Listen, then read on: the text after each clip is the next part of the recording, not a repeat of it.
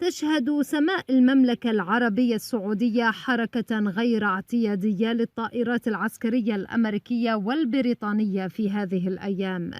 أجواء المطارات العسكرية السعودية تشبه تماما ساحة حرب في المعركة، حيث أن حركة وصول الطائرات العسكرية لا تكاد تتوقف في مطارات وسط وجنوب وشمال المملكة.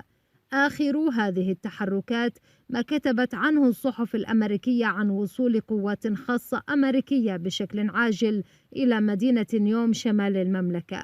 المصادر الصحفية تقول أن قوات أمريكية خاصة يرافقها وفد أمني رفيع المستوى وصل إلى مدينة نيوم من دون التنسيق مع محمد بن سلمان، وطلب قائد هذه القوات مقابلة محمد بن سلمان بشكل مباشر ودون تأخير.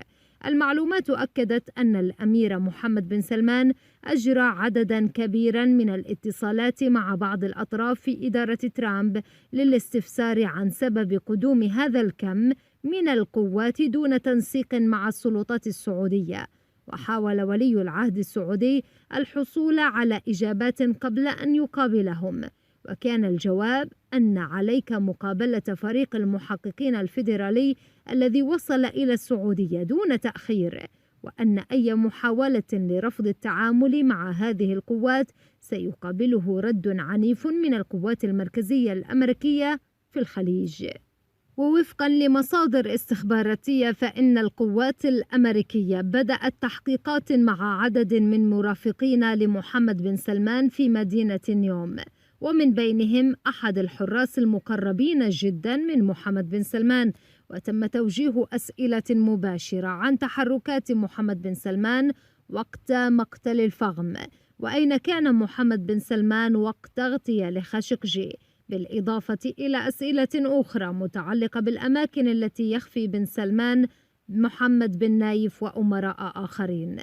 المصادر قالت أن الأمير محمد بن سلمان حاول إخبار مسؤول القوات التي وصلت لمدينة نيوم أن لديه ارتباطات هامة في مدينة الرياض، ولكن مسؤول هذه القوات وهو برتبة عقيد أخبر ولي العهد السعودي بأنه لا يمكنه التحرك من قصره في مدينة نيوم من دون الحصول على إذن مسبق، وأن عليه الاستجابة لطلبات المحققين العاجل من دون تأخير. وأضافت المصادر أن التحقيقات ستدور بشكل مباشر عن دور محمد بن سلمان في 3 قضايا هامة، بالإضافة لقضايا أخرى مالية وأمنية. وبالتزامن مع هذه التحركات العسكرية الخطيرة على الأرض، قالت المصادر أن القوات الأمريكية في قاعدة العديد بقطر شهدت استنفارا كبيرا بين صفوف القوات الأمريكية المتواجدة فيها. المصادر قالت أن الأوامر صدرت من واشنطن بأن تبقى القوات في القاعدة في حالة تأهب قصوى، بما في ذلك القوات الجوية العاملة هناك.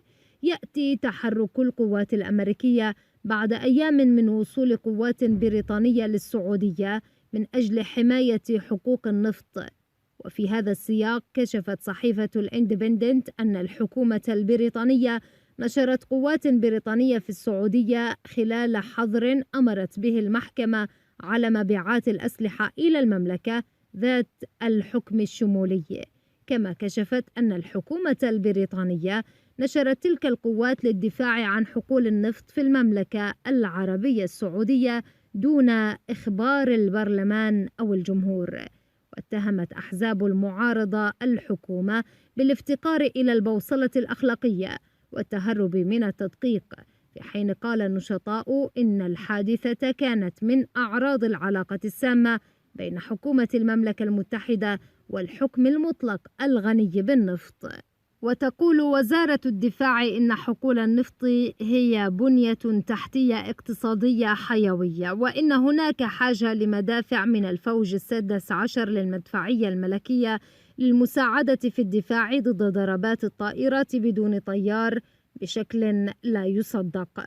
تداخلت العملية العسكرية التي انطلقت في فبراير من هذا العام مع حظر تصدير المعدات العسكرية لديكتاتورية الشرق الأوسط. حتى يوليو تموز الماضي منعت محكمة الاستئناف الوزراء من التوقيع على الصادرات العسكرية بسبب مخاوف من ارتكاب القوات السعودية جرائم حرب في صراعها مع المتمردين الحوثيين في اليمن المجاور. ما زالت الإجراءات القانونية جارية في المحاكم البريطانية لإعادة العمل بالحظر، والذي تجاهله الوزراء في الصيف بعد أن حكموا أن الحرب المزعومة ترقى فقط إلى انتهاكات محتملة للقانون الإنساني الدولي وحوادث منعزلة. وقال متحدث باسم وزارة الدفاع لصحيفة إندبندنت في أعقاب الهجمات على منشآت إنتاج النفط في المملكة العربية السعودية في 14 سبتمبر 2019: عملنا مع وزارة الدفاع السعودية وشركاء دوليين أوسع للنظر في كيفية تعزيز الدفاع عن بنيتها التحتية الاقتصادية الحيوية من التهديدات الجوية. وأكد المتحدث أن النشر شمل نظام رادار عسكري متقدم للمساعدة في الكشف عن ضربات الطائرات بدون طيار، ولكن لن يتم الاعتماد على جداول زمنية محددة أو عدد الأفراد المعنيين بسبب أمن العمليات. وبحسب الصحيفة لم يتم تقديم أي رد على أسئلة حول سبب عدم الإعلان عن نشر القوات البريطانية في البرلمان أو في أي مكان آخر.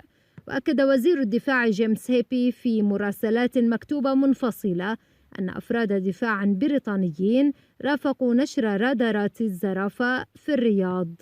وقال إن الانتشار دفاعي بحت بطبيعته ويساعد السعودية في مواجهة التهديدات الحقيقية التي تواجهها. وأضاف الوزير أن الانتشار لا يزال مستمرا حتى أواخر نوفمبر، وقد كلف دافعي الضرائب في المملكة المتحدة 840,360 جنيها استرلينيا حتى الآن. وقالت ليلى موران المتحدثة باسم الشؤون الخارجية للديمقراطيين الأحرار لصحيفة الإندبندنت: التقارير التي تفيد بأن الحكومة تنشر قوات سرا في المملكة العربية السعودية صادمة. وأضافت: لا تبيع هذه الحكومة أسلحة الحكومة السعودية لاستخدامها ضد المدنيين في اليمن فحسب، بل إن نشر القوات للدفاع عن حقول النفط السعودية يكشف عن مدى غياب البوصلة الأخلاقية لهذه الحكومة حقا.